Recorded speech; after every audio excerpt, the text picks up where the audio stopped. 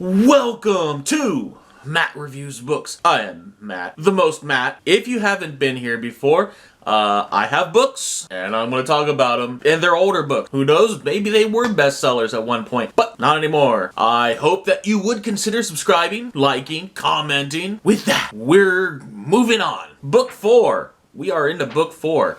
The Belgariad. Castle of Wizardry. This one was published 1984. That brings us to synopsis. So, in the end of book 3, we had Belgarath and Ctuchik guy, the evil sorcerer, have the knockdown, drag out fight that we all, well, I guess not all of us, but by this point, we really want to see what Belgarath is capable of. They're running, trying to escape Cthol Murgos. They have, at this point, recovered the orb of Alder, and they're trying to get it out of the lands of the Algars. They just had a big dual arcana. Polgara has to use her powers to protect the party. Belgarath is incapacitated at this point, so that means Garion. Good old Garion. He's expected to again step up in a leadership position, use his powers, and they get to Algaria, and they're trying to get across in a great big ocean of grass, trying to escape the Murgos, and the Murgos, well, they don't care about political boundaries. We do meet the Algars, and the company is now in a safe spot. It's here while Belgarath and Polgara and Durnik, good old Durnik, and Garion are having, did I already say Garion? Are having dinner with the king of the Algars.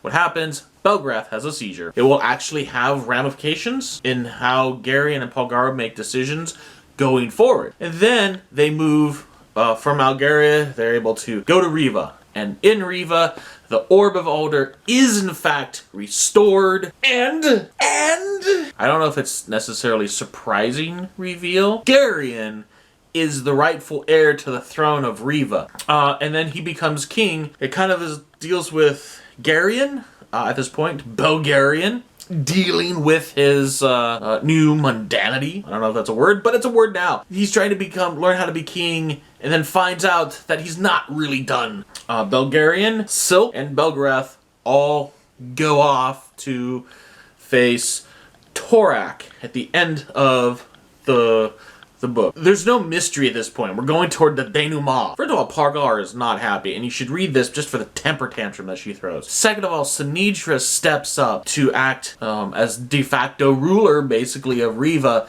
in Belgarion's absence, and she takes it upon herself to raise an army to go invade Angrak, so that at least all the armies of the Angraks will focus on her and her army, and Belgarion can get through, he can do what he needs to do. Which brings us to thoughts. Giant flaming sword! Okay, it wasn't giant and it wasn't flaming, but you get the point. Belgarion is revealed as the Revan King. My issue is that it's a lot more disjointed than, say, Book 3. This one, it feels like they're going fast, and then they go slow, and then they go sort of fast. This, it feels like it's action, and then it drops off. Just, and then it's kind of buildy, but it's slow. The narrative flowed for me does not work as well. It seemed like Eddings was trying to figure out a way to be like, hey, we're going to examine this new reality for our main character, for our hero, and reframe his perspective. Suddenly he's not the lost farm boy, he's now the heir to the throne.